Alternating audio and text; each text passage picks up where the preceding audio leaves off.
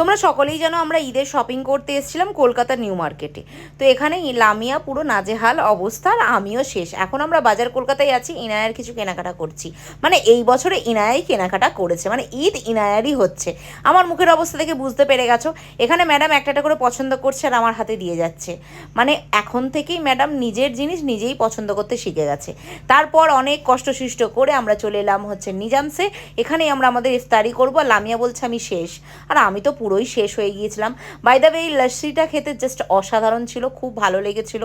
তো এত ভালোভাবে আমরা ইফতারি করেছি যে কি বলবো। তারপর এখানে হচ্ছে ওরা দুজন মিলে ছবি তুললো।